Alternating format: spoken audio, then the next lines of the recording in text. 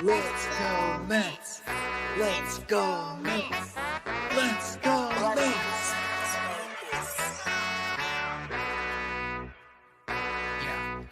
Yeah.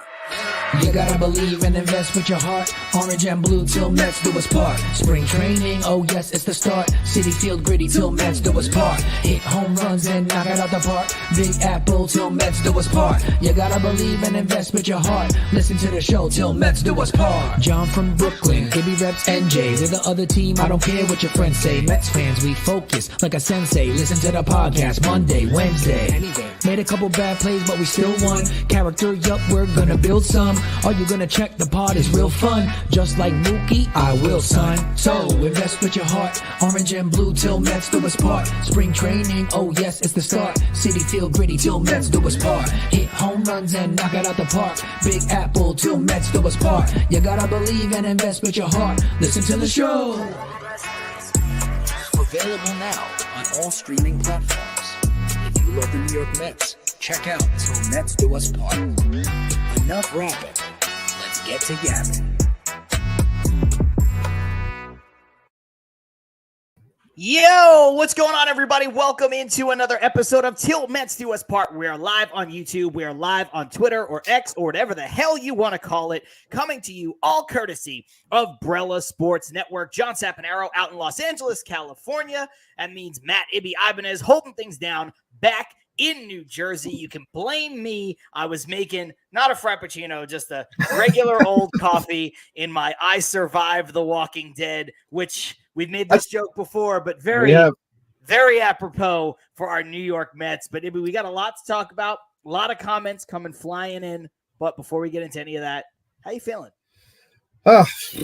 Tired, John. You know, today was a day, like the last 2 days really for me personally have been just struggling to find focus with certain things and inability to get certain things done because like I said, I've been lacking that focus. And it's a little bit frustrating because, you know, these 2 days I usually take the time to get stuff ready for the show and make the thumbnail and all that stuff. And honestly, I've been I don't know if proud's the word, but happy with what I've been putting out thumbnail wise for the show for the last handful of weeks. And this week, I'm going to be honest, I don't like it. I couldn't find exactly what I wanted to do, and it just wasn't clicking for me through the templates and everything. So I settled on this one. And then as I was driving home from work, I said, you know what? It actually makes sense. I always try to find a theme when it comes to these thumbnails for the most part. And the theme for this one is not that good. And the Mets in general are not that good. So it makes sense if I look at it in that way, but overall I'm a little upset about it still. But in terms of that, you know, this team in general and why I say I'm tired is because it is a chore to watch this team. Absolute chore. And, you know, I have plenty that I want to talk about, but other than that, I'm okay. Weather's getting better here in Jersey. Unfortunately, I am going to the Mets game tomorrow, so I will be there. You'll see me because there's probably going to be less than 10,000 people there, so you'll see me somewhere. You'll be one of the 47 strong. Out in the Coca-Cola corner. I'll be there, baby, for my friends. Hey, you know what? If Pete Alonso's hand is broken, you might be able to play first base tomorrow. We'll see what happens. Oh, my God. But other than that, before the game. It's always a pleasure, and it's filling up quick because I said in the pre-show tweet, you know, I know we're going live during the show, which oftentimes we say, hey, let's wait till it's over. But I said in the pre-show tweet, look, I think you guys need a break. Join us. Let's chat. Let's have some fun. And let's not watch this team because it's painful to watch. So other than that, let's get to it. You know, us with real Wi-Fi, we can do both. Stream the show and watch the game as I'm doing right guess now. What?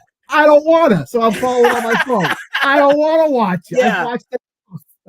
And David checking in from X Twitter saying tied game. Yes, on the Martinez double, the game is tied. I'm going to do my best Mike Francesa impression. Okay. It looks like they're reviewing the play at second base. Okay. All right.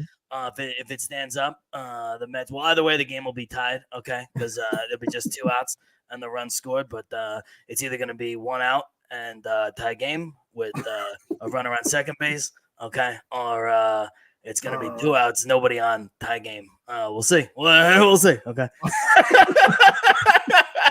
Oh, God damn it. Okay. Sorry. I had to do that. I've always wanted to do that because, which is whatever. Okay. Look, there's a lot of stuff to talk about with the Mets. We're not going to do play-by-play, but yes, thank you for throwing in, Jeff Cohen jumping in. Holy smokes, game's tied 3-3.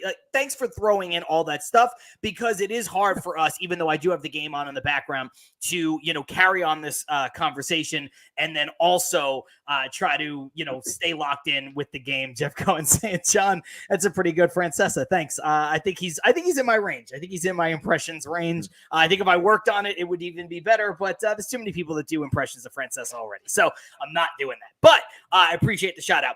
Speaking of, shout out to everyone. Yeah, Brad says it. Shout out to everyone in the chat, including Brad, everybody who's watching on Twitter, everybody who's watching on YouTube. We got Armand. We got Carlos Ramos. Darren was here. He had a piece out for a bit. We got Shay. Shay was saying, hey, can I have a Frappuccino too, John? I'm not joking. I'm tired. Yeah, if you want to drive up to North Hollywood in traffic, you can certainly have some coffee. So, but look, this is a tricky situation, Ibby, because what I don't want to do, what we did last week, I don't want to spend too much time on hypotheticals. I put out a tweet where I said that I wanted to stay away from the Pete Alonso conversation until the trade deadline, if he's moved, and if not, till the end of the season when we see what happens and what transpires there. Because I want to, this is the only thing I'm going to say about it. This is just I understand people's frustration with this team. This team is not good right now.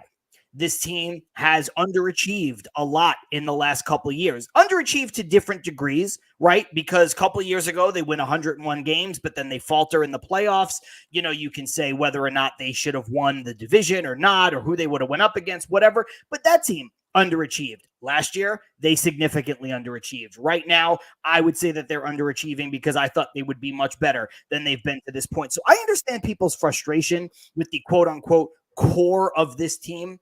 But my point has always been, and my point will continue to be, Ibby, and for everybody listening, everybody watching, and then, like I said, I'm going to put this conversation to bed for now. The core of this team is, of course, going to draw the most ire from people because they're the most famous players and the players that get paid the most. I just think, Ibby, that it is an unfair criticism of them over their Mets tenure. Now, you want to criticize them right now for needing to play better? I've never said that Francisco Lindor and Pete Alonso and even Brandon Nimmo to an extent don't need to play a bit better, because they do need to elevate this team, and they're not doing that right now. My argument has always been that Met fans have clamored, let's go get guys, let's go play for these big stars, we want to keep our stars, we want to do this, we want to do that, we want to do this, we want to do that. Well, now they're in the market of being able to do that, and you're getting these guys, and you just, that was meaningless. Somebody told me last year, well, Lindor, he didn't really come on last year until the end of the season when they were already out of it. He didn't hit 30 home runs in a month. He didn't hit 30 home runs in 2 months. You know what I mean? So I think a lot of the argument of this core being downright bad for the last several years is inaccurate. And that's where my defense of them comes in. My defense is not right now, oh, yeah, do whatever. Who cares? They're 10 games under 500. They're great. No, but I think you can have this core where it's at. And right now, I think the core is really only 3 players. You can have this core where it's at, and you want to do what you've always talked about, which is elevating the floor. You don't elevate the floor by trying to replace Pete Alonso with Juan Soto. You elevate the floor by adding Juan Soto to Pete Alonso. You get more better baseball players. That's how you get better. And that's always been my argument. That said, I would like to move on from it, but I want to give you the opportunity to comment on everything I just said. I understand where you're coming from, because when you look at the numbers in totality, I look at it like this. I think, and it comes back to what Ant said in a tweet that got a lot of run, and that was how, this team in general was going to get Pete Alonso traded or he's going to sign somewhere else or what have you. I think that the failures of this team kind of goes hand in hand with the quote unquote core, because they failed said core. Like, they do these things, but the things that are surrounded by them just didn't work. Now, this year, it's not working. It's not. And it's clear as day when we talked about in the beginning of the season, when it came to our predictions and outlook and all that stuff, we were high on the first 5 bats in this lineup because we thought that what Stearns did with the bullpen, and you can get enough out of the pitching if the core players, the guys who are expected to do what they're supposed to do that, this team can compete. This team can do the things that we thought can be of a wild card contender. This team is flat out failing on all fronts. It gets to the point for me, and it has been, that something is amiss. And I'm not backtracking from what I've said before about wanting to, elevate the floor and raise the ceiling and try to go higher, take more risks, get better talent to try to, reach for higher goals. I still believe in that. Mm-hmm. But I've also gotten to this point where I continue to watch this team and the bigger name players in general, and I question, when Stearns looks at this, because I always look at this from the scope of him, because he's the guy we want, and I still believe in him 1,000%. When I look at the entire thing, I go, how can he double down, triple down on this and say it's going to work? Like, that's the main thing that I look at, because we've said what we've said about this team underachieving since September of 22. So you look at it and you go, well, to your point, you do go to those big name guys and say, okay, how have these guys performed for us over that span in terms of helping us win ball games? So you go from there, and then obviously there are things that are clearly going on behind the scenes, because they have to be, because something doesn't feel right. Let me just ask you one question, and I'll keep going. Do you think when you watch this team that this team plays as if they like each other? No, and that's why I advocated on this show at one point and on Twitter, and sometimes people told me I was crazy, that as soon as Jeff McNeil got into a fight with Francisco Lindor, he should have been off the team. And you could say what you want about Jeff McNeil winning a batting title and Jeff McNeil being homegrown and Jeff McNeil, being the guy who shows fire, whatever, he's a crybaby, and Lindor, people not liking Lindor because he's not the kind of superstar that they wanted. Okay, fine. But the bottom line was he was the superstar. And I think sometimes you have to set the tone. But I also agree with you. I've said on this show multiple times, the Mets can't have multiple players on their roster that are known for their smiles. And I hesitate. I will do it online sometimes because, you have a limited amount of characters on Twitter.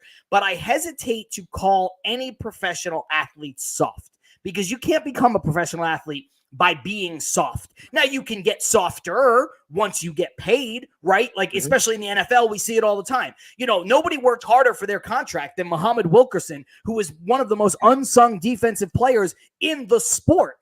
New Jersey guy, everything that the Jets thought they were getting. And then it was like, hey, we're going to pay you. We're going to reward you, which they should have. And the guy fell off of a cliff. So I understand that sometimes you just kind of, tamping down, but Aby, you cannot be a team that is just all fun and all oh shucks and all this stuff. I always think, but that's part of the problem too. Like, there is no fun like that. Like, that's a big part of this too. Cause like when you watch this team, there's no fun factor. There's hardly any smiling. Like, you're right in saying that Lindor and Nimmo are known for their smiles, but I see them looking, more boo-boo face than I do smiles, outside of the one game that they salvage in series and things of that nature. But this team just feels like like to Ant's point, Subway to Shea, he said before, like, going through the motions, like there's not this energy. And it's almost as if there's only energy, like you're seeing it right now. Backs against the wall, being swept. Let's salvage the series and win a game. and then they win the game, and then they're going to go into this Diamondback series against a team that I think that they should be, play well against, but then they'll lose 3 out of the 4, or maybe they'll split. Like something, it pisses me off so much that I can't pinpoint it, but I really think that it's getting to that point where whether we like it or not, modifying how this team looks has to happen. Whether, even though removing Alonso's power or moving off of certain players might not be the greatest of things in terms of what you see on the back of a baseball card and what you think should be able to produce for a team. But I just think that it's going to get to that point because we've seen nothing but said failure. And I wanted to pull up the comment real quick. Where is it? I've got a lot of comments. It was Rose. This one right here. It was Rosie's right here that I wanted to pull up. But why did we expect these players to perform when the only season they performed was in 2022? And I look at it and I go, because the numbers that they have put up, I think should equate to a much better team. But for some reason, the numbers being put up are not working. This team is not meshing. To the comment that I know Keith put in there just before saying how things going on behind the scenes and how they don't like each other. Like, I am desperate, and I still think it will happen, that Will Salmon, whether it's the end of this season or at some point during the offseason, an article is going to drop on The Athletic from Will Salmon that's going to say exactly what's going on. Maybe it'll happen once moves happen and Stearns moves people off this team, and stories will then start pouring out.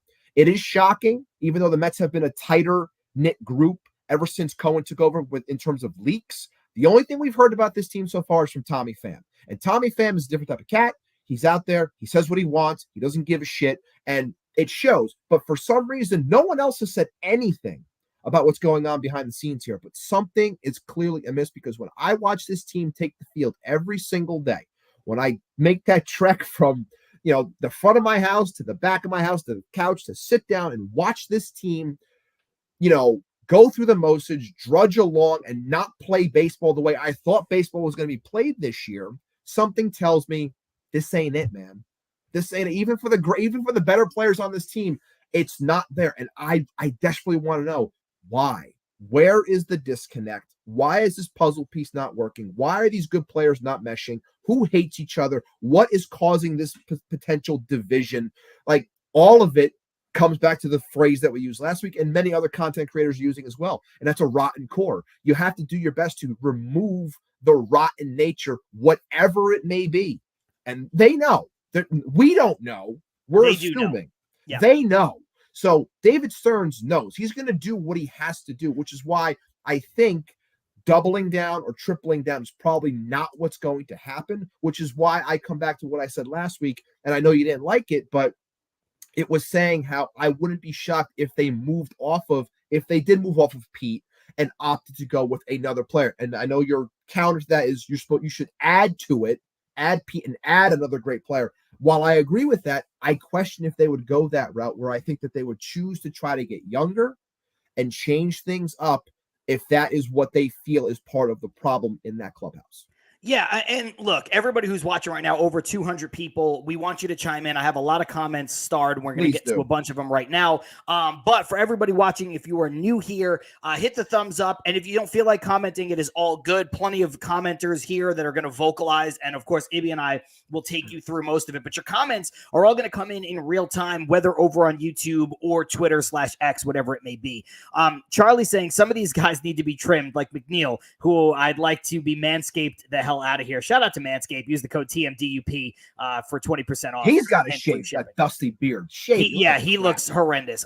Keith, I know, is being a little tongue-in-cheek when he says this, but I blame the owner giving the 3 to 5 year timeline for a championship. I know he's, when blame is probably a little too extreme, but I do think that's part of it. I don't want to say I blame the owner, so I don't want to say that I agree wholeheartedly with this, which is why I threw that little disclaimer in there.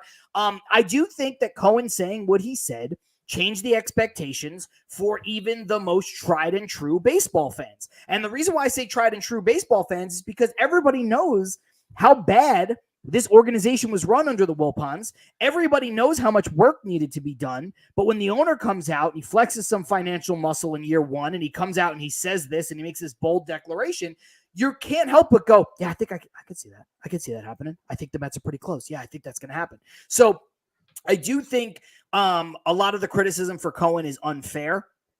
You can disagree with me. Other people can disagree with me. But I do think him saying this and saying this the way that he said it publicly is the biggest misstep that he has made as an owner, even though not Keith saying this, but other people have said, oh, he guaranteed a championship. He didn't. That's not what he said. Go back and listen to it. He said it would be a reasonable expectation within 3 to 5 years. But I do think that was his biggest misstep as an owner. Coming up next, we got Rosie saying, read the core. Mets have to recognize that Lindor is not the guy when they rebuild. Lindor is Julius Randle. The Mets need Jalen Brunson. I agree. So for everybody who just tells me that I blindly defend these players and I'm a shill for Lindor, I agree. Lindor is a very good player. He is a superstar overall player. He's not a superstar hitter. They need the next level of player. They need, they need God. I don't want to keep saying Juan Soto because I don't want people to think that I'm just like, oh, it's Juan Soto or bust. But maybe they need that level of player. They need Juan Soto. They need a Manny Machado in his prime. They need a Ronald Acuna Jr. They need a great, elite, unquestionable Mookie Betts in the conversation for the best player in baseball every year for the next 5, 6, 7 years. That's what they need. That's what they're missing. That is a tall ask. Now look, it's hard to get. It's hard to get. And I know that someone, I forgot who it was, but someone did, and I don't even know if it was real, but someone's showing how Cohen liked it. Keep saying this. They need the next gen Piazza. Yes, Piazza, indisputable, all-time great player. And it's hard. It's hard to do that. Like I think it might have been Charlie on Twitter. Oh God, maybe it wasn't. And sorry, Charlie, if it wasn't. But somebody said to me on Twitter, it wasn't. I forgot who it is, but now I remember that it was not his profile picture, his avatar. But somebody said, hey, do the Mets the Mets don't have two players as good as Betts and Freeman. And it's like, yeah, but not that many teams do. No. Now a handful do. Sure. The Dodgers do. The Braves do. The Yankees do. But not that many. To the Phillies kind of don't. I don't think anybody on the Phillies. I think the Phillies they're very deep. I think Harper is in that conversation. After that, I think, today's generation, today's day and age, JT Realmuto is a step back. I think Castellanos is a step back. I think Schwarber is a step back. But in aggregate, they have enough really good players with one star in Harper that kind of elevates everybody else. Bohm is really good. So I think the Mets need somebody to take them over the top, which is why I have been pushing to add to this group. Again, I don't want to spend the whole show talking about that talking point, but that's been my argument for wanting to add, is that you don't necessarily get better by turning around and saying, okay, well, Vientos plays third and, Beatty plays third, Vientos plays first, Acuna plays second. Okay. Well, more than half of those players aren't going to be good, just so you know. And again, I'm just pulling up the one right here because it's part of what I was going to bring up as well when it comes to Carson saying, I don't even think that they need a superstar right now when what they need is to tear the entire thing down from top to bottom and start from the bottom up. Too many internal issues to even think external right now. And look, like I said, I've said multiple times, when this show first started, I wanted a teardown because I thought it was proper, and I understood why he did it because of how it would look, richest owner, blah, blah, blah, the whole thing. And you look at this now, and this is the shortcomings of when you go all out on something and it fails.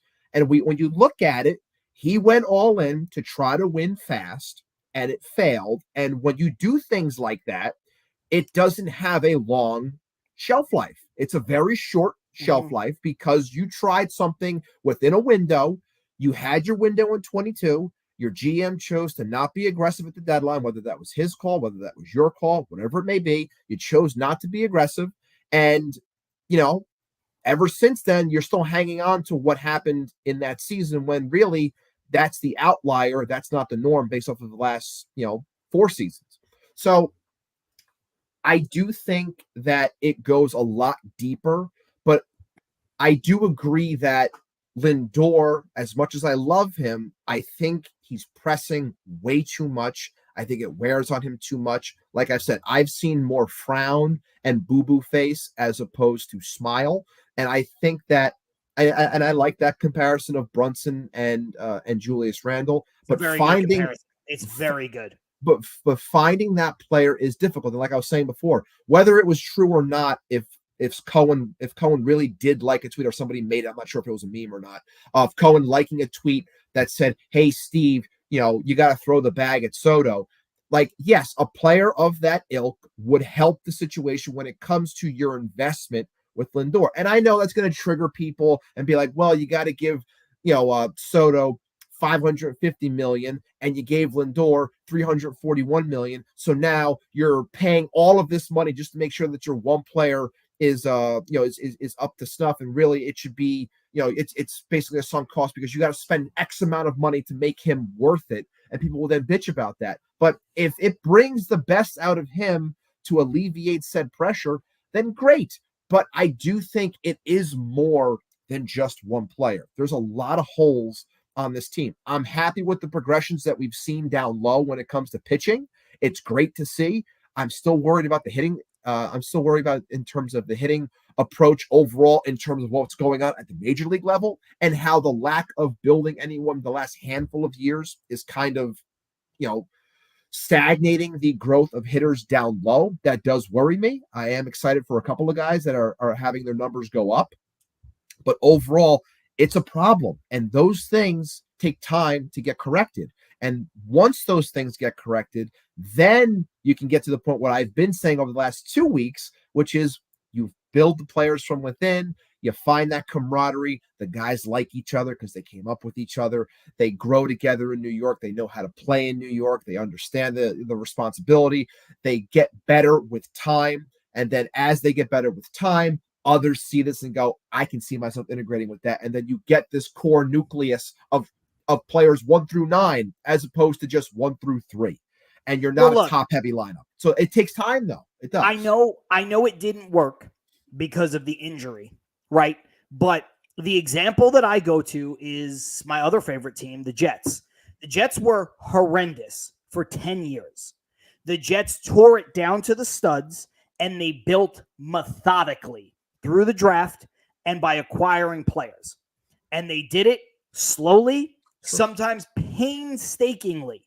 Now, did the GM and this brain trust miss on the quarterback? Yes, they did. They went out and they got Zach Wilson, and he was not good enough, and that set them back.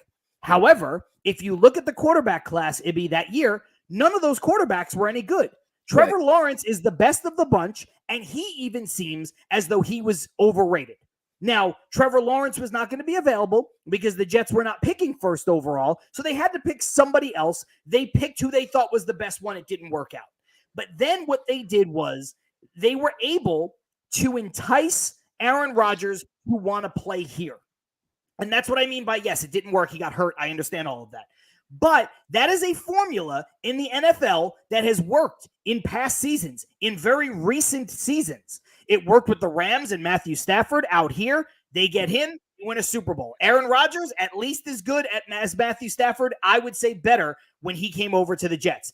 It worked with the Broncos and Peyton Manning. Aaron Rodgers, at this point in his career, when he comes to the Jets, is a better player because of the injuries than Peyton Manning was when he went to the Broncos. And it worked with the Buccaneers and Tom Brady. And Aaron Rodgers is a better player, is not a better player, but is a notch below where Tom Brady was when he went to the Bucs. So it's a formula that works, but you have to get the nucleus and you have to get players to buy in. And the reason why I bring this up, because I know it's not a football podcast and people don't want to hear how I feel about the Jets and all of that stuff.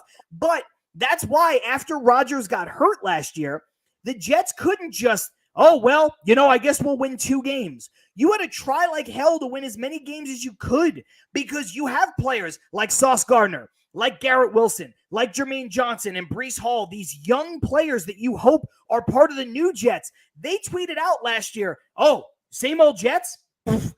Screw that noise. We're that this is dead. This is nothing. Those players have not yet been affected by what could be something very toxic. Whereas to your point, and this is where it comes full circle, and a lot of the points that people are making in the comments, maybe it's too late for the Mets players because maybe they have been affected by LOL Mets, same old Mets. And so I want to jump back into the comments here, hit a few more, and then I've got a question for you, and I've got a question for everybody in the comments. Shay saying, the only thing, I think I've said it before, is that the players on this team have been around too many Mets losing seasons. Exactly what I'm just trying to describe. And they're scared by it. They're good players, but when things get down, ... ominous ... Aunt Rivera, Subway to Shay, you can't surround these players with other good players if the team is not winning. Who wants to come to this mess right now? Cohen's money won't be the be-all, end-all, which is the other side of why I just used that Jets-related analogy, right? You have to show Aaron Rodgers or Juan Soto, pick your example, why this team is worth coming to. Correct. Aaron Rodgers saw a team that was worth coming to. Oh, quarterback away? I could win my second championship, hopefully? I can bring a championship to the New York Jets and cement my legacy forever? Sure. Right now, there's not a reason for Juan Soto to leave the Yankees. No, now, I made a joke about the Yankees pinstripes and all this stuff. I made a joke about that 6 months ago. But he's in a better situation, so why would he? Keith with a good point here. Can't wait to talk about this at the Queens Baseball Convention. Checks notes in December. Venue and exact date to be announced in a few weeks, so keep your eyes peeled for that one. Subway to Shay, Aunt Rivera following his point up by saying something is not right in that clubhouse, which will come out when this is all said and done, which was a big point that you were trying to bring up, with the Will Salmon, hey, we're going to find out at the end of the season something was amiss with these guys. A couple more.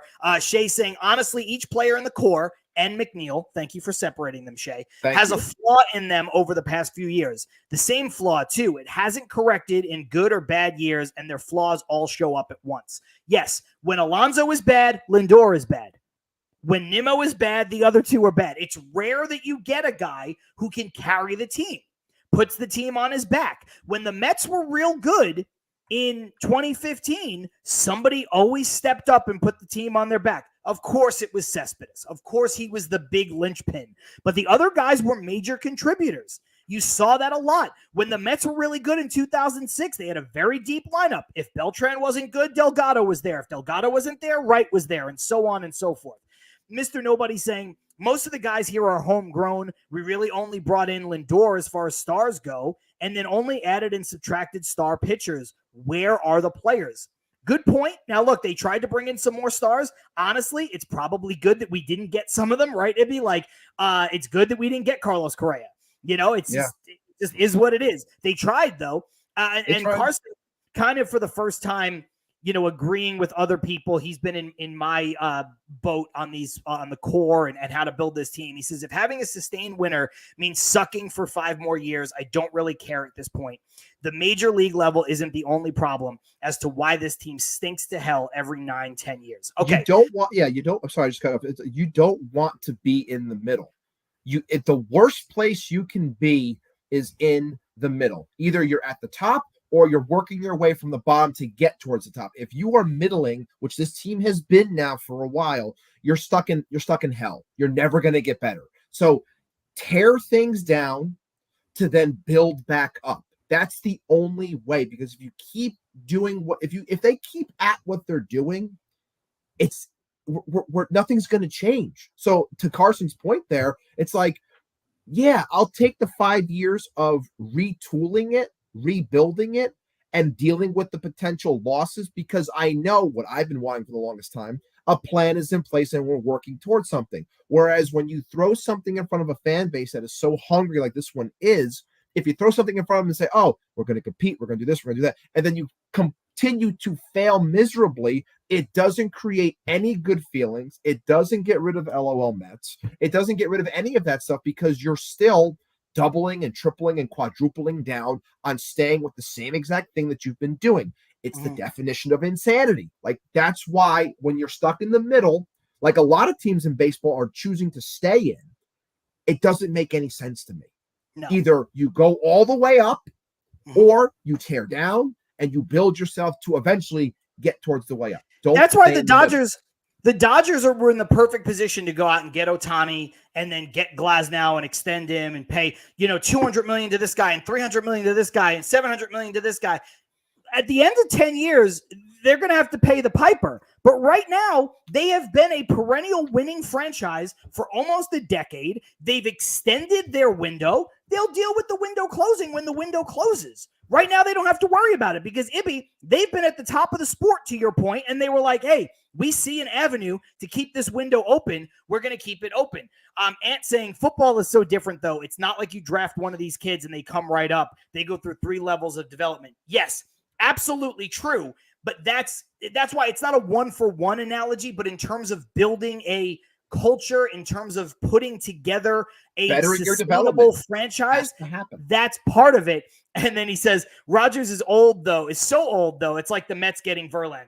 Ant, I have to disagree with you. It is not, because timelines are different in the NFL. This is not a football podcast, but again, we've seen that strategy work. And if you can win one Super Bowl, it means a lot. Because, again, you're talking in the first point about the development that it takes to get to the major leagues versus, oh, wow, you look up after 2-3 drafts, you've got a really good team because you drafted well, and you have to go get a quarterback. Plus, Ibby, quarterbacks can play, the really good quarterbacks, the ones that stay healthy, blah, blah, blah, blah, blah. They can play longer than some of these pitchers because their arm is not going to fall off a cliff because they don't have to deal with things like Tommy John surgery and all that other stuff. So, Ant, I love you. I'm going to disagree a little bit there on the Rodgers is like Verlander point. Is it to the same degree of like, yeah, we're going to go all in?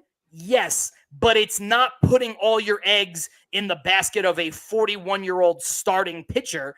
It's going out and getting a guy who, even if he's diminished from what he was, you just need mediocre to slightly above average quarterback play for the Jets to be a playoff team. If he's anything what he's been, you're a legit Super Bowl contender. So that part I do take a little bit of issue with. Anyway, I'm moving on from the football analogies because I don't want to muddy the waters. My question to you, Ibby, and everybody in the chat is, it is May 29th.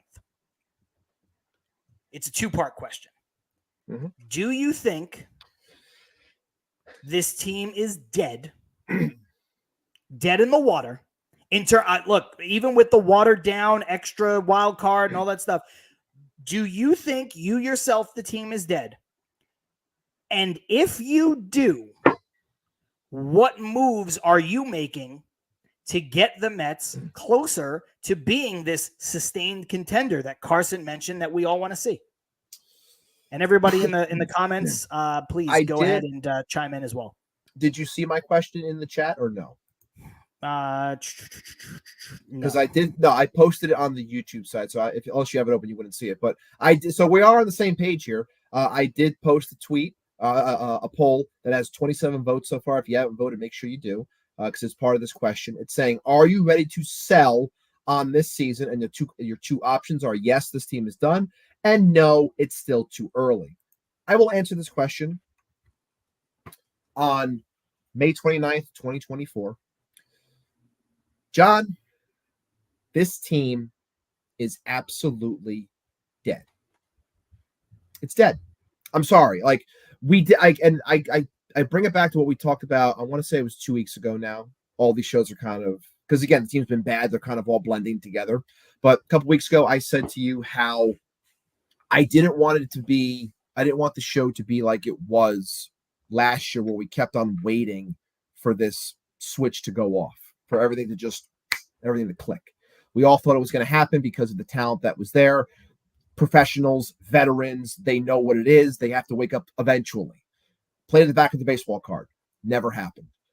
I'm not allowing myself to do that again this year, because from what I've seen to this point, and I said it last week, I thought this team would play a lot better baseball because of lesser expectations, flying under the radar, playing good, solid defense, playing good baseball, playing to the back of that baseball card.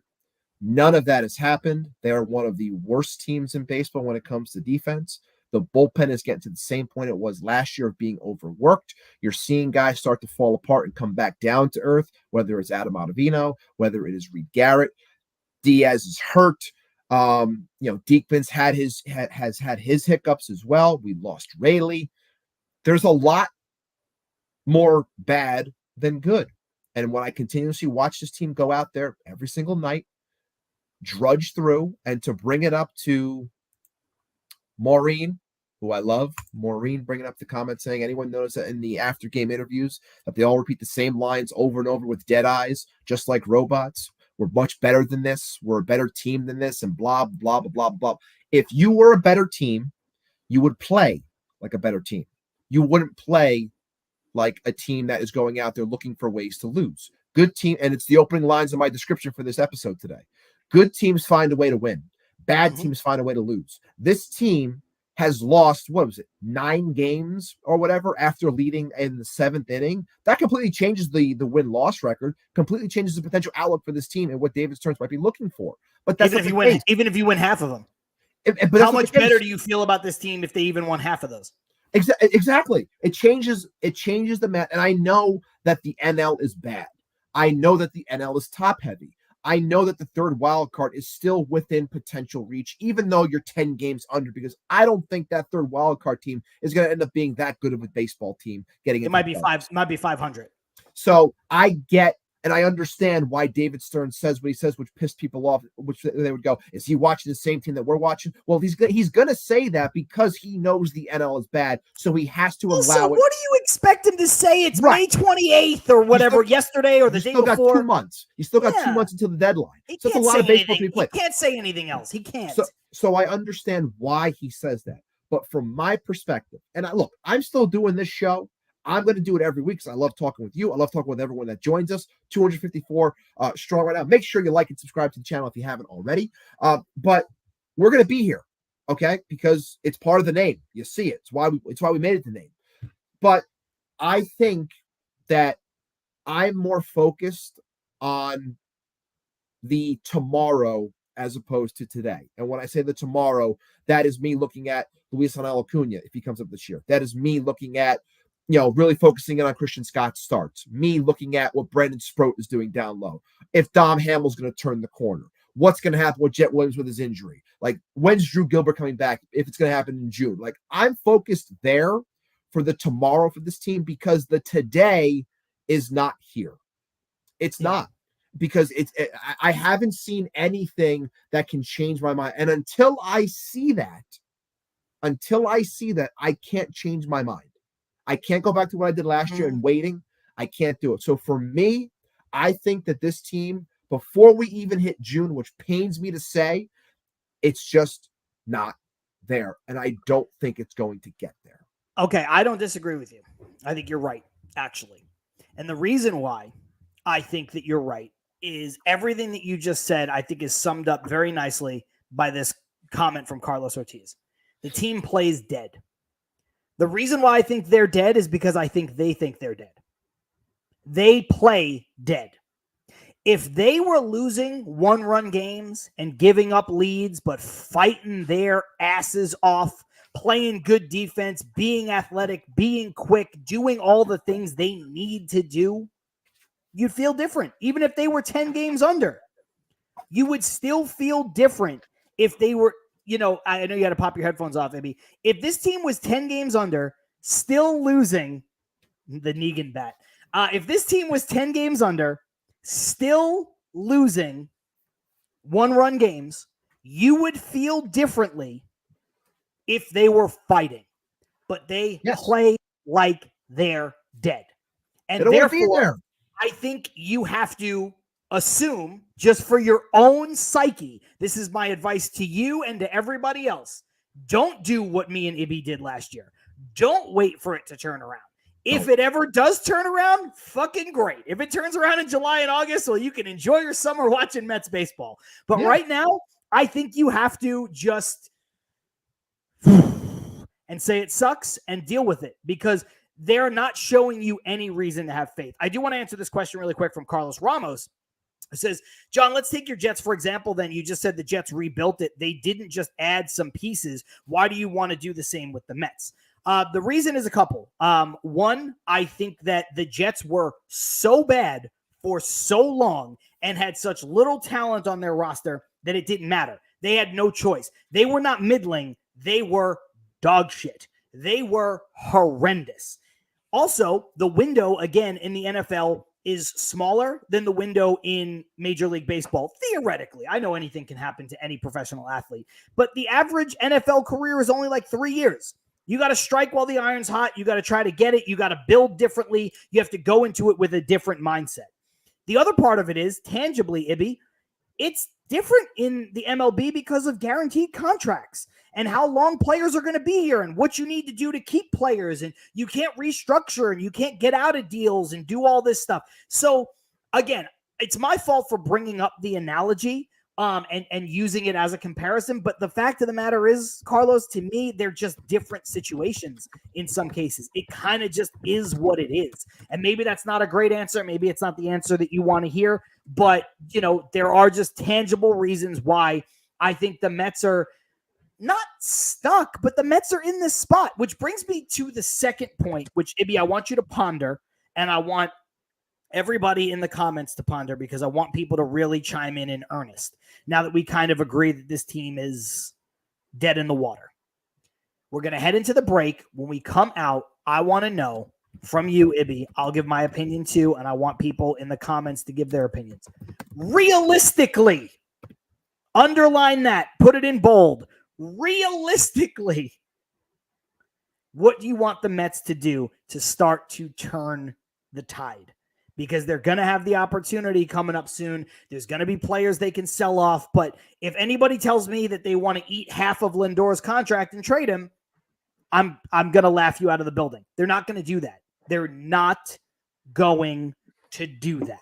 So, realistically, what do you think they can do this season to start to change and get to the place that we want them all to be? That said, we're going to head into the break. It is just a 30-second ad spot that we need for the audio version of this show. So if you're watching for the first time, you're like, I don't want to sit through a break. Don't worry. It is very, very, very, very short. It's John Saponaro. It's Matt Ibanez. It's Till Mets Do Us Part, live, courtesy of Brella Sports, and we will be right back.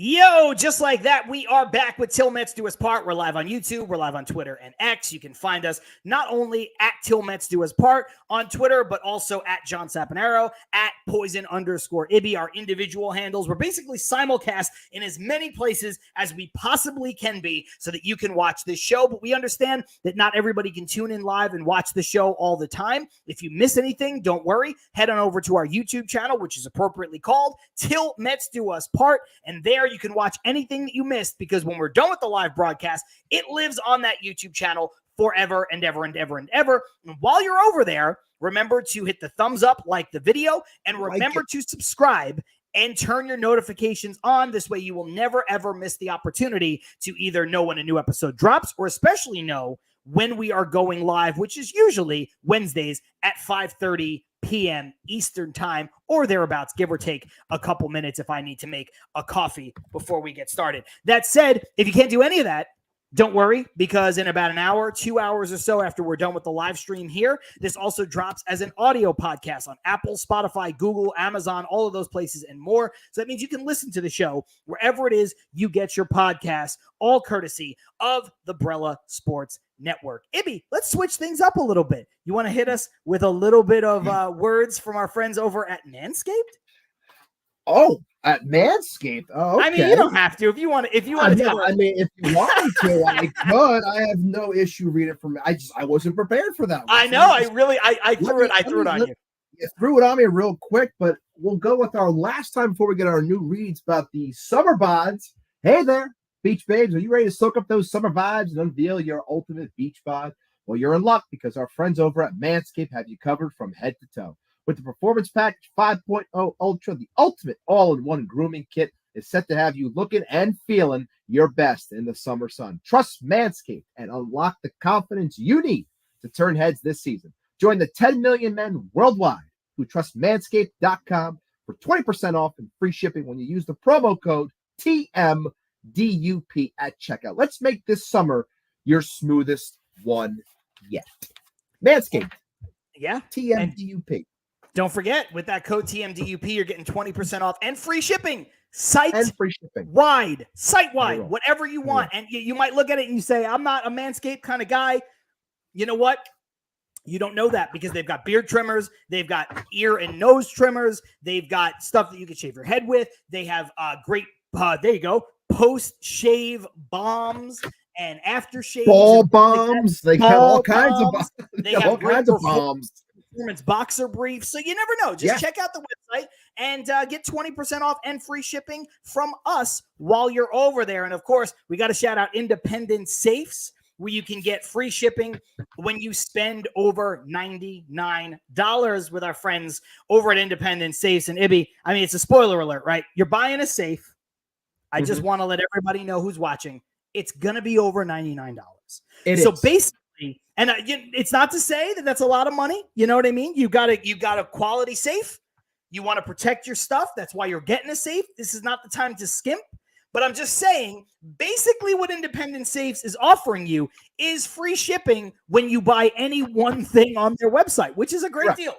It's a great deal because also, I don't know if you know this, but shipping is calculated by weight and safes are heavy. So you're saving a lot of money for shipping.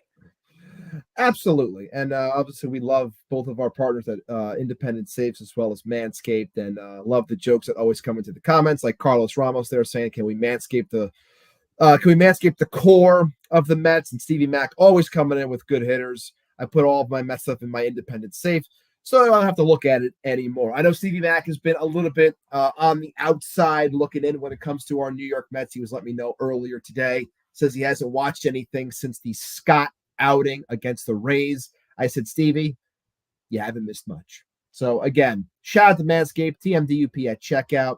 Shout out to Independent Safes. Tell them that we sent you. Use the link that we have in the description. It helps us out, and it'll help you out. Here's a good one from Keith. If you gave a Mets player the Negan bat, they would whiff on hitting Glenn. That's a good one. That's a good one from Keith. So, all right. I asked the question, Ibby, to you and to everybody in the chat, where the Mets could go from here if we're all resigned to the fact that they're going to need to start trading off some pieces. So, I'm going to go into the comments first, and then I want to get your comments from you. Ant Rivera says, hitting coaches first. Bring up Budo would be good. And bring up Budo would be a great start. Definitely reevaluate Teflon Hefner as the pitching coach. All good points there. I think the hitting coaches have gotten away with a lot, specifically Chavez. I know Hefner has gotten away with a lot. You know, I've been kind of mixed on him at best his tenure. And I think the Mets need to start going to the younger players, and whether that younger player is Buto, whether that younger player is, a guy who's maybe a little bit older with still some upside or something they want to see. Like McGill, what we've seen from him in his few starts has been excellent. I don't like David Peterson, but they go back to David Peterson. He spent some time in the pitching lab. Not a bad start today by any stretch. Not a great one, but, good hitting team, whatever. I think the Mets need to start to, because there are people in the minors like Jet Williams and Drew Gilbert who are hurt. There are people like Luis Angel Acuna who's not necessarily ready yet. So I think they need to start to turn that over by bringing up the guys who are ready. Like, if we are going to see a spot start or we're going to see somebody jump into the rotation, not Joey Lucchesi, Jose Buto. Joey Lucchesi doesn't have a future. Go with the guy who might have a future. Mr. Nobody chiming in saying you would have to package him with prospects, talking about Lindor and eating the money and trading him, which is what I said, heading into the break, be realistic. And that's part of the reason why, Ibby, you'd have to pay half of his contract for the next 7 to 8 years and give up something to get something. It's dumb. It's not going to happen. Thank you for adding that, Mr. Nobody. Keith saying fire the whole coaching staff. Everybody else outside of Mendoza, I think you really could. You know what I mean? And Mendoza's so new, and you don't even really know what he is because it's so new and the team's not good. I had my issues with him, week one. I thought he was a little over his head. but it was week 1 of him as a major league manager. So I don't necessarily, hold that against him too much. The team got off to a bad start, and, it kind of made him look a little overmatched. But since then, I thought he's done an okay job, as good a job as anybody can do. And this one from Joe DeMeo. Shout out Joe DeMeo. Hey, Joe. Being realistic. Listen, on any rental, look to move McNeil, Marte. This year was about trying to contend while evaluating. Trust in David Stearns. That is a great comment. That is in line with my thinking on all of this. But it'd be your comments on how or what you would want to do to try to make the Mets a better team moving forward. Well, I would say thinking within this season, I'm listening on anyone and everyone when it comes to the deadline. It's improper to not listen on everything, so you have to listen on everyone. I would be looking to move the players that have been mentioned for the most part throughout the comments. If you can find someone for McNeil, I'm moving them. If I have to eat some money, I'm doing it. Same thing with Marte, eating some money, moving them, doing it. I'm working on working the market, because I do think that there will be a large one, because all the good teams will be looking for pitching any way that they can find it. So I am shopping hard the likes of Luis Severino, as well as he's done for us. I'm still shopping him because I think he's the one that can give you the most. I'm shopping Jose Quintana. I'm shopping Sean Manaea. Basically, anything that's on the 1-year deal, I'm looking to move. Harrison Bader, that means you too. Like, I'm trying to move these guys for anything and everything at this point. Going into the offseason, I am cleaning house. I am getting rid of the hitting coaches. I wonder what's going to happen with Hefner, mainly because the output has been better this year. I think it's easy to blame the pen being overworked, and he has proven to be, as Ant likes to put it, Teflon. But Hefner's I still going to be here for the next 40 years. Yeah, he's not going yet. He's got a lifetime contract. Polar ice caps are going to melt. Yeah. And Jeremy Hefner will still be the pitching coach of the New York Mets. We could go into nuclear Armageddon, and Jeremy Hefner would still be the pitching coach of the New York Mets. I can't see it. You're right. You're right. I think good enough that they're not going to get rid of him. The pitching staff. I think he's going to be there. Right. So, and you got Joe jumping into the comments. They're saying keep Jeremy Hefner. So I don't think he's going anywhere. But I do think the hitting approach needs to change. So I am getting rid of both hitting coaches, Chavez and Barnes. And I'm trying to think what else. And again, just allow David Stearns to continue to be uber aggressive with promotions and finding out what he has in guys. I agree. Don't waste bullets on guys that clearly look as though that they are ready. Joe's in the comments, and maybe he knows better than I. But I think based off of the stuff, I think it would make sense, and he can correct me if I'm wrong, that at some point this summer, late summer, we could see Blake Tidwell up here based off the stuff that he's done so far. AAA, I know it's still early. It's only been a start, I think. But seeing what he has up here late, potentially, I know you don't want to start that clock potentially, but I think that's something to think about. I don't think you're seeing Brandon Sproat this year, but he's been promoted, and Nolan McLean has been promoted, and they're doing well at AA. So seeing what they have going into next year, just continuing to find out what guys work within the system and then building upon that. It's going to take time, and you're going to have to add, because there's a lot of empty spots within this roster because you signed a lot of 1-year guys, and not every person in your farm system is going to pan out. So there are going to be some signings here and there. Do I think it's going to end up being of the superstar caliber? Look, I still think they're going to be involved with Juan Soto. Does that mean they're going to get him? I don't know. But I think that that's the way to go about it. Further evaluating what you have, being uber aggressive in promoting to find out if it works, and then going from there in deciding, where do I need help?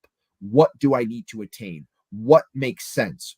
Who can succeed here? Who wants to be here? That's a big thing. Who wants to be here? And I think it's going to come from within, because once you're a part of a system, you want to play for the front of that jersey because you were, homegrown. And I think that the Mets have to continue growing from within in order to eventually be able to poach from the outside to bring into a much better culture. Adam Ottavino comes in on his second pitch, gives up a home run. The game is no longer tied in the top of the eighth. The second pitch of the game for Adam Ottavino. So Sweet. when I was saying earlier in the season, man, you got to, and look, I know the Mets are down bad and they lost Rayleigh and certain guys are hurt and Diaz is hurt now and all this stuff. But I was like, man, Adam Ottavino went from being a guy they didn't want on the team to an afterthought re-signing to like just kind of add another experienced arm to the bullpen to pitching in the eighth inning in tight spots. And people were like, well, look how good he's been. I'm like, yeah, but he shouldn't have been he wasn't even in your plans. He shouldn't be in this spot. He shouldn't be. And yet here he is in this spot. Again, I know the situation has changed from that first week, but people were like, oh man, but look how good he's been. Look how good he's been. Okay. Well, anyway, that's just really annoying because you could have seen that coming a mile away. Carson with a good one here saying, fire the entire organization that wasn't hired by Stearns. I think you can make a case for that, honestly. I think you can allow Stearns to just continue to empty out this organization. He did a damn good job of it, really, when you think about it. We talked about it in the offseason, Ibby. They got the 40-man roster down to like 26 at one point. Just cutting bait with guys. That's about as much changeover as you can have in one offseason. And he brought in a lot of the replacement guys were on one-year deals because he's like, look, I know we have to fill out a roster. I know we have to try to contend. We have to try to compete, whatever verbiage you want to use. But I'm not hitching my cart to any of these guys. And I think you see the strategy there. I think Carson is spot on here. And a couple people have mentioned all these players by name, but I think he's spot on with this entire list. McNeil, JD Martinez, Marte, Minaya, Severino, Bader, Lopez, Ottavino, Dakeman, Drew Smith, Narvaez, Peterson, and Beatty are on the list already, talking about the trade list. Alonso is TBD. And I think the reason why this is a great comment is because I'm putting my personal bias aside, Ibby.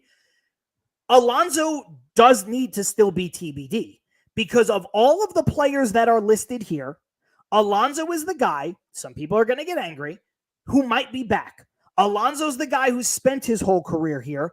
Alonso is the guy that if you trade him, you're probably not going to keep because we've seen 90, 95% of deals in Major League Baseball don't go that way. You trade a guy, you don't usually bring them back. Now, the caveat to that would be if you traded a guy like Severino, right? Severino spent his whole career in New York. Maybe you trade him to a contender and maybe you say, hey, look, in the offseason, we're going to talk about maybe bringing you back, to be a part of our rotation, blah, blah, blah, blah, blah.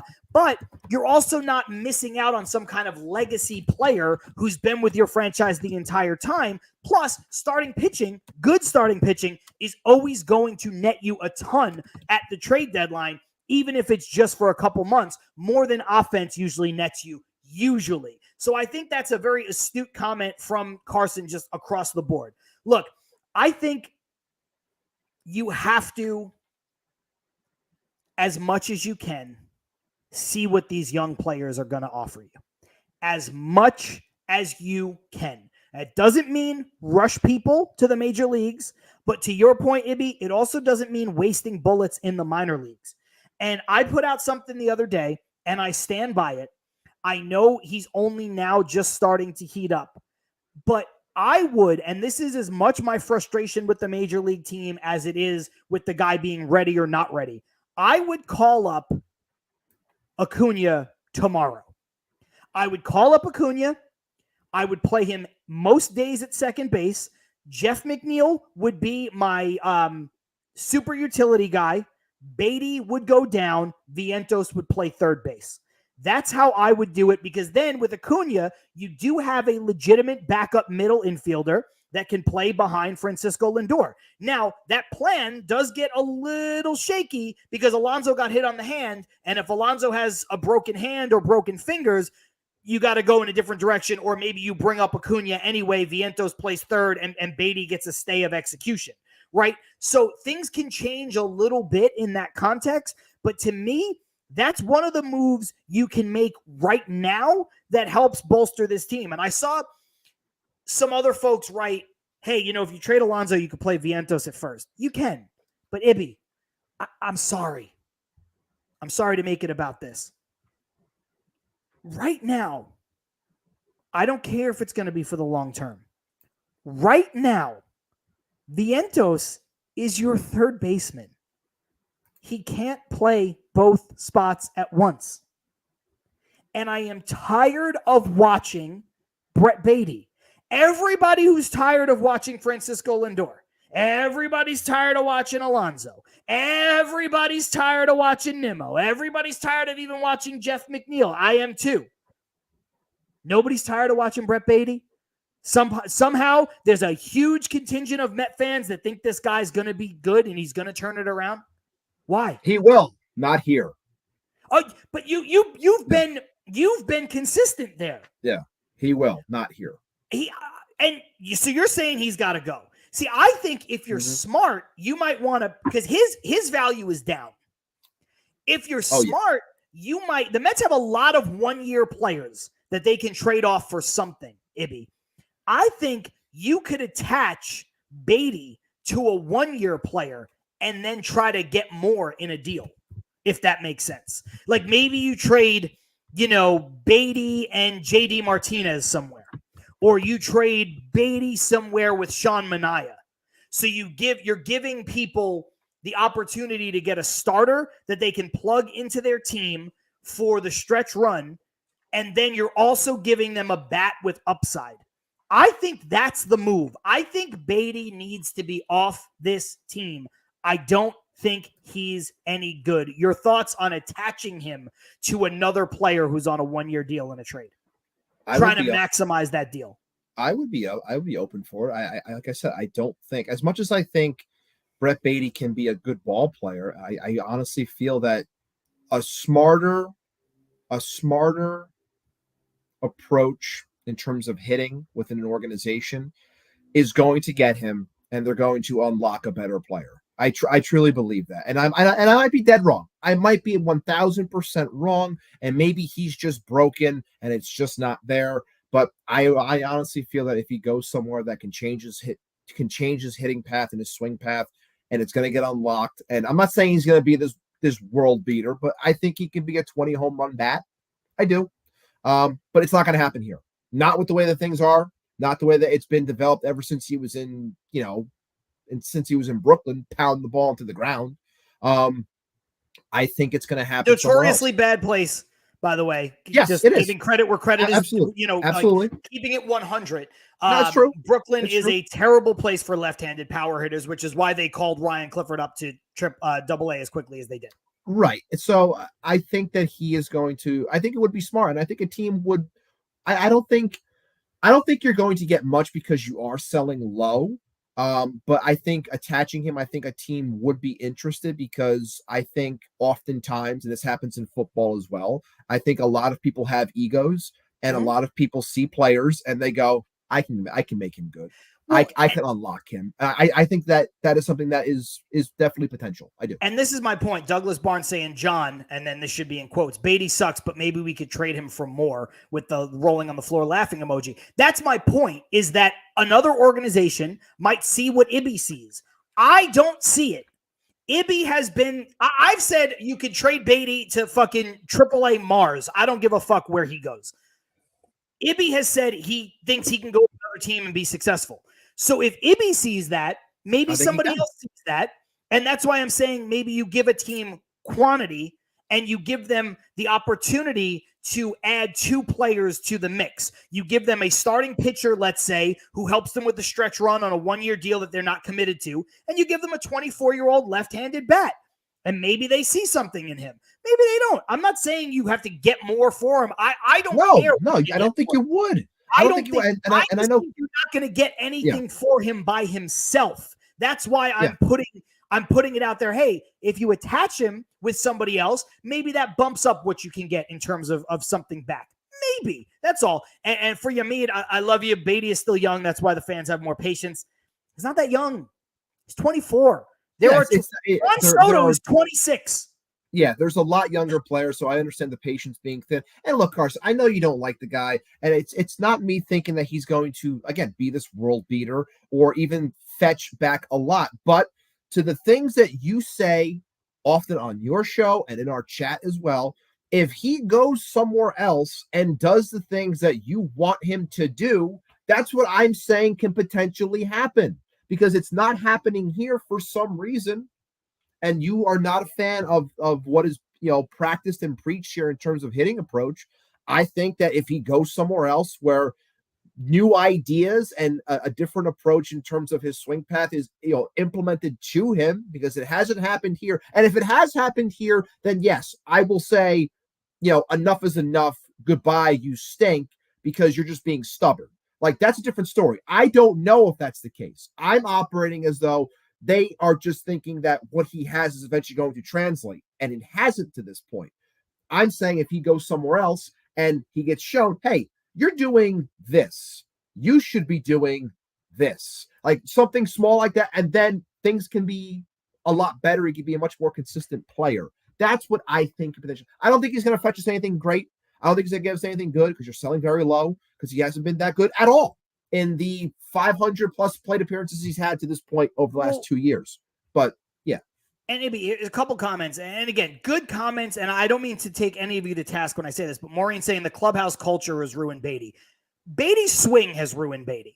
Beatty has a terrible swing path. Beatty has been hitting balls on the ground since he was in single A.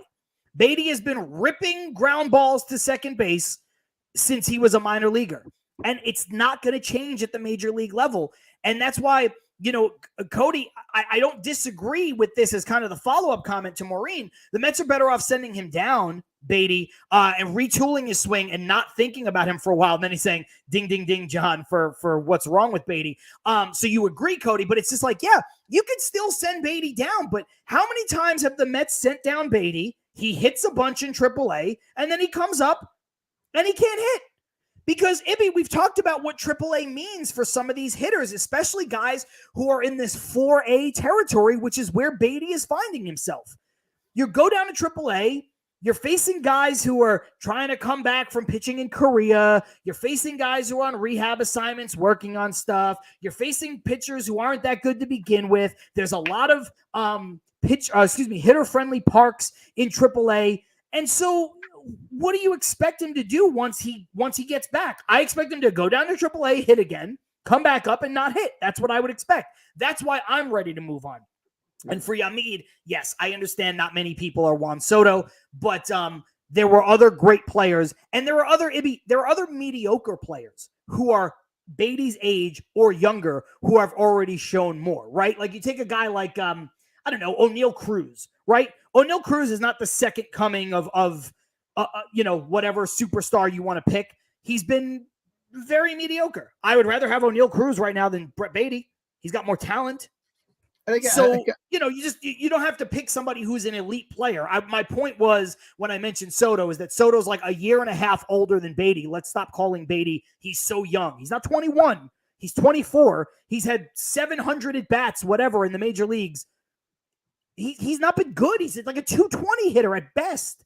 Yeah, and to Carlos's thing here, it's like it's time to move on. Like, John's not saying, and I'm not saying that we want him to stay or we think we're going to get like a bunch for him or something. Like, we're not saying that, and I'm not even saying that. Like, I said on Carson's show, whatever it was last week or whatever, that I was done. Like, it was over. It's finished. Like, let Vientos run with it because he's been actually hitting the ball hard and putting the ball in play, hitting the ball over the fence and ripping doubles and strong EVs. Like, I said at the beginning of this season, and I want to be done talking about Brett Beatty after this.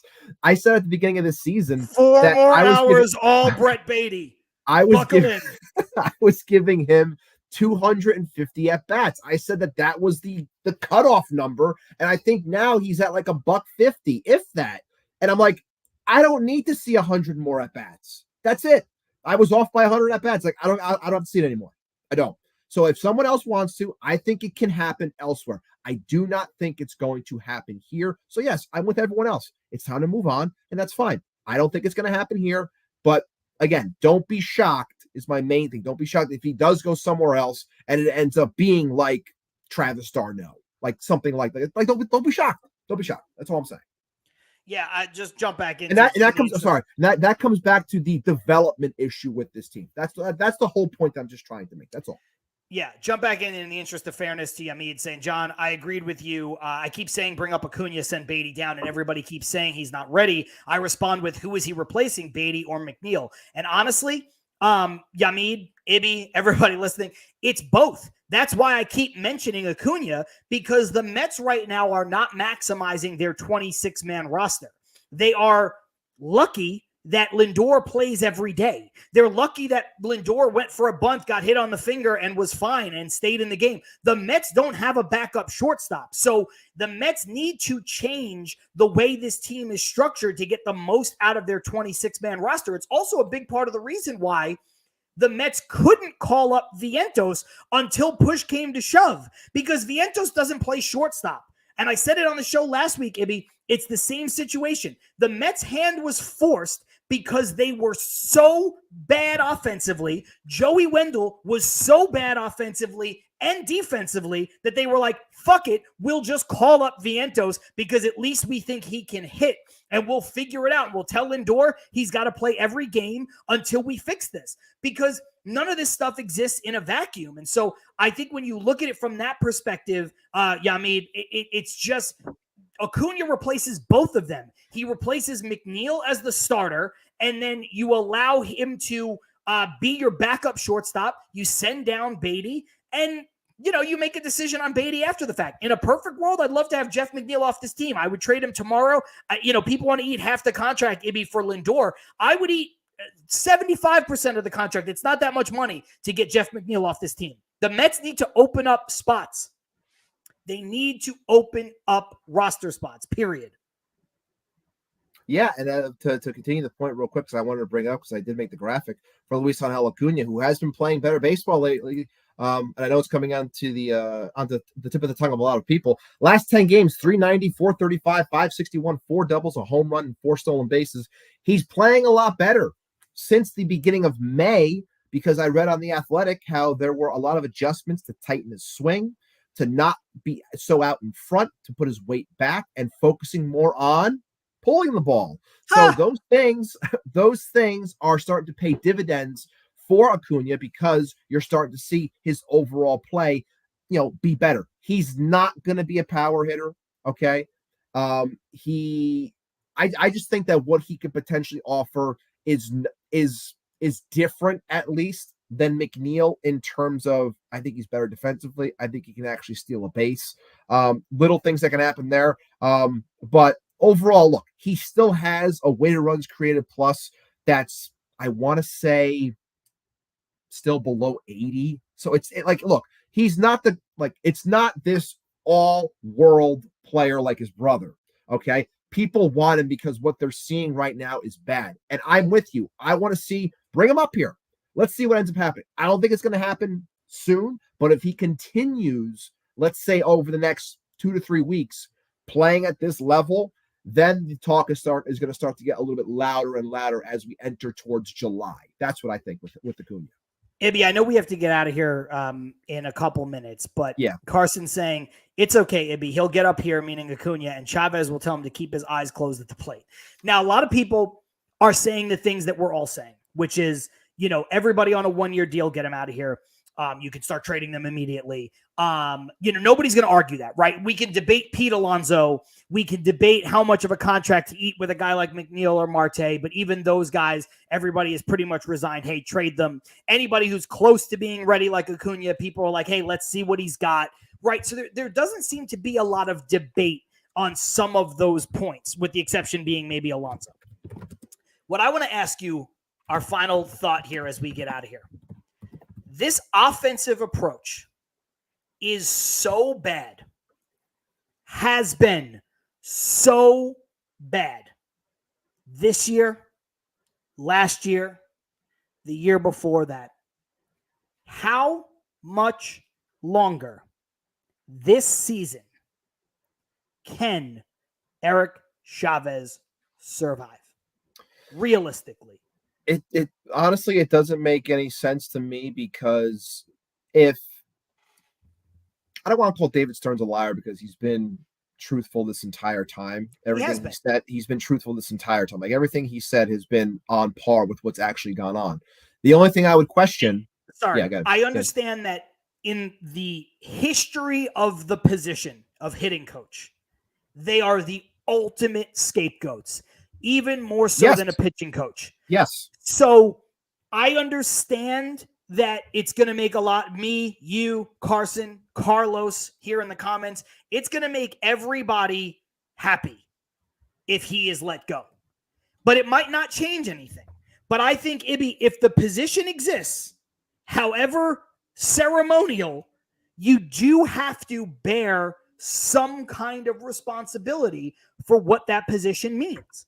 And I think if you have a team underachieving, especially guys who have good backs of their baseball cards, like Lindor, like Nimmo, like Alonso, even if you want to get McNeil into the mix, you have guys who are underachieving that badly. It's an organizational failure. And if that's the case, to your point on Stearns, what more do you need to see before you pull the trigger? I think he's fired before July 1st. It honestly, it doesn't like why I don't understand why he hasn't been to this point is based off of the results that have happened, and you've spiraled now to 10 games under 500. I don't know if this is still the idea of trying to, not make it seem like it's like a circus, like the constant moving in and out of people. And especially after you just, you kept him on staff and then reassigned him to be the hitting coach again based off of 2022, which I know Carson has his feelings on that. But to me, if you were being honest when it comes to playing better as a team and wanting to compete, then when you see something is not working, like you said, the easiest scapegoat is the hitting coach. You could easily fire him. But the fact that that hasn't happened yet makes me wonder, are you trying to get better? Like that, because clearly what's going on is not working. And I don't know if it's the idea of just, them looking bad in that sense where you reassign someone to then fire Chavez but keep Barnes. And then if you fire both, then who's taking over or what have you? I don't know. But it's not working. And it's time to rid this organization of people that have been here the last handful of years because it's not working. It worked once. That's it. I'm going to jump into the comments real quick. We'll get out of here in another minute or two. Brad saying firing Chavez is lipstick on a pig. Here's why I disagree. And Ibby, I'm not even going to make the argument. I'm going to let two commenters make the argument of why it's not lipstick on a pig. And these are two commenters that I notoriously disagree with a lot. And so I'm going to give them their full credit. The reason why firing Chavez is not lipstick on a pig is twofold. One from Douglas Barnes. If it doesn't change anything after Chavez and the hitting coaches are fired, that only fuels blowing up the core. So if you believe that you want to blow up the core, get a different approach, get a different philosophy in here, and then see what happens. And who knows, then I might even start to agree with you. Because it might be a different issue. That's the first one. The second one from Carlos Ramos, I don't want him, that is Chavez, close to our prospects. You can't bring up prospects and have him coach them. Those are the two reasons why it's not lipstick on a pig. I do agree with you, Brad, a lot of the times. Like I said, they're the ultimate scapegoat, hitting coaches. But sometimes you gotta fire them because sometimes you need to keep people away from people, or you need to see what you got. And Brad says, okay, I agree. So I wanted to phrase it that way, Brad, not to attack you, but to give Carlos and Douglas, their shine, because those are two great points. And there are two people that I have had very public disagreements with in this forum and on Twitter at times. But, it doesn't mean that, you disagree with them. You just disagree with them across the board. The two of them spot the fuck on that one. So before we get out of here, Ibby, any final thoughts?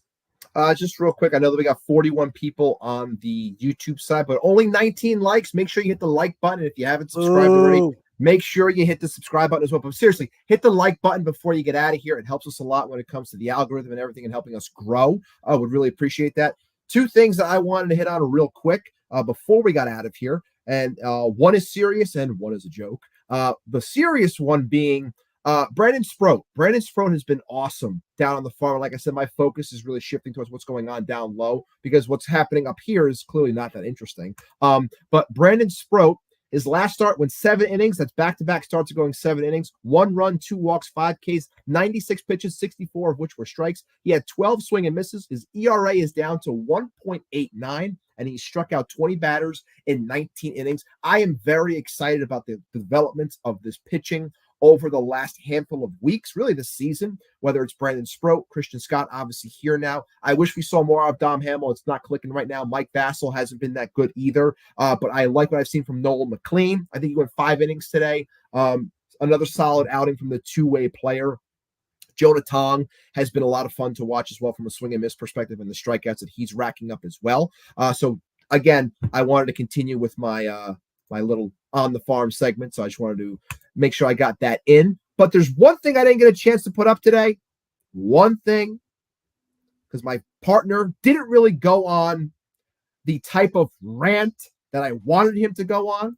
And I said to some in the comments that this video was going to come up. I previewed it with some. They already know what it is. But from now on, I finally have an evergreen graphic / video that's going to work, whether it's on Twitter, whether it's on Instagram, whether it's on TikTok, or whether it's on this show, that when my partner goes on his epic rants, he happens to change a little bit. And you wouldn't really like him when he's that angry. He also tends to change color. Some people don't like me in general, so that's fine. He even changes when it comes to certain color. So when you hear the sound, I'm warning you, a rant is coming.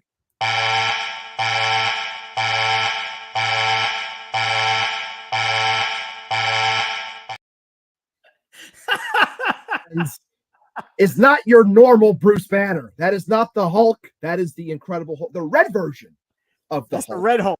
That's the Red Hulk. And my partner sometimes Red Hulk. hulks up and he goes red, baby. So that when you hear that sound, you know a rant is coming. Get used to it. I can't use my Nate Lavender anymore this year because he's out with Tommy John. Can't use the belly bell.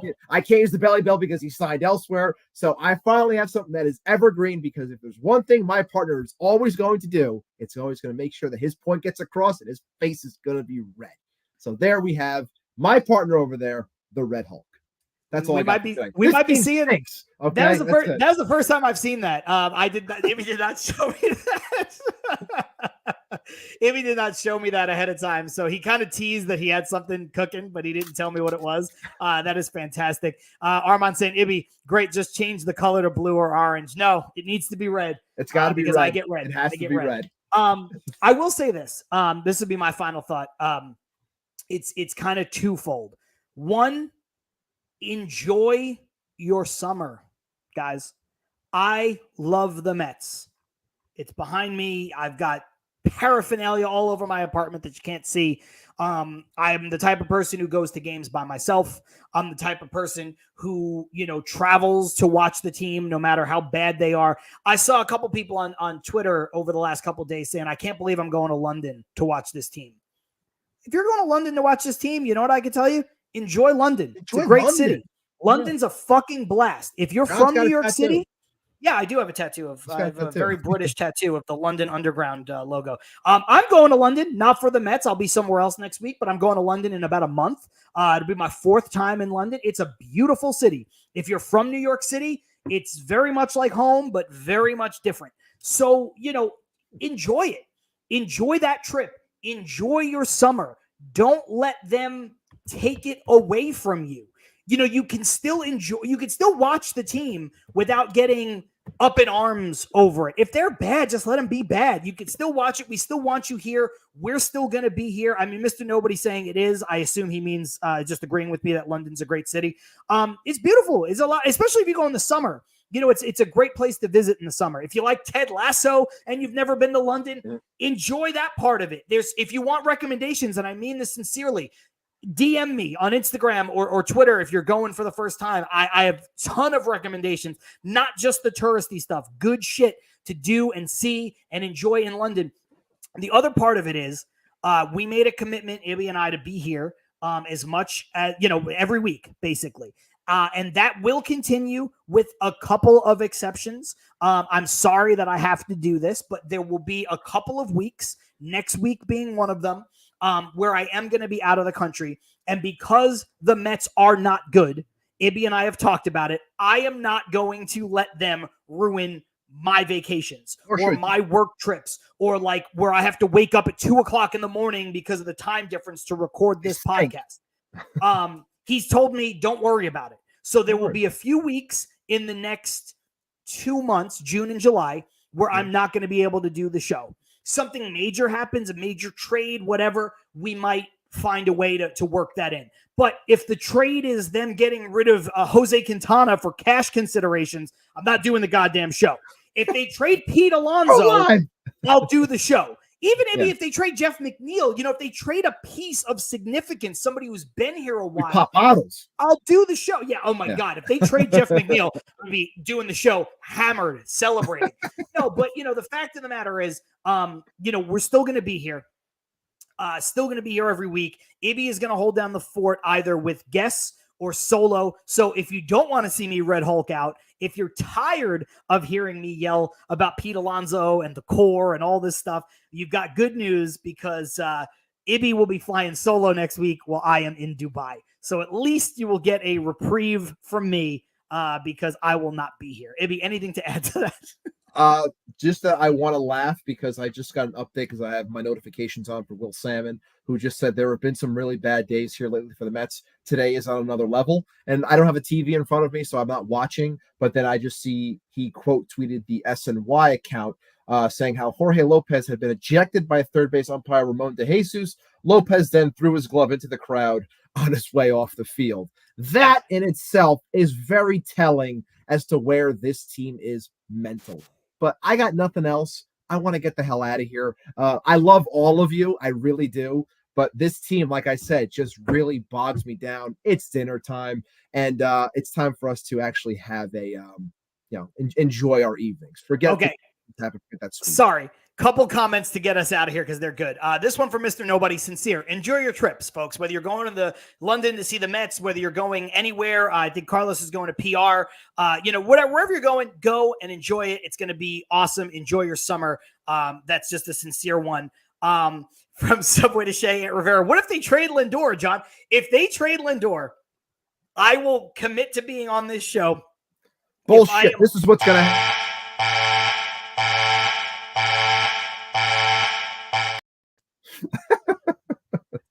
If they trade Lindor, I will do the show if I'm on fucking Saturn. I promise you. I can be lightly years away, and I will do the show. This one, Ibby, we have to make this promise. I'm putting you on the spot, but we have to make the promise here and now because it's only fair. From Carson, if they trade Drew Smith, I get an auto invite to be on the show. Yes. 1,000%. 1,000%. Smith Carson's on the show. The next show we do immediately afterward. That's how that's going to go down. Okay, we got to get the hell out of here. It's over an hour and a half. Ibby has a family to get to. I have to turn off the Mets game before I go blind. So thank you guys for tuning in. Ibby will be back with you guys next week in our regular time slot, which is 5:30 p.m. Eastern time. I think Tomas Nido just hit his second home run of the game. No, he just missed it. Okay. Too little, too late. Okay. Ibby will be back with you guys next week, 5:30 p.m. Eastern. I will be out, but then I'll be back the week after that. All this stuff, the live, the audio version, the podcast, Twitter, YouTube, all of it is courtesy of Brella Sports. Shout out to John Manconi, John Saponaro, Matt Ibby Ibanez. We will see you all next week. Peace.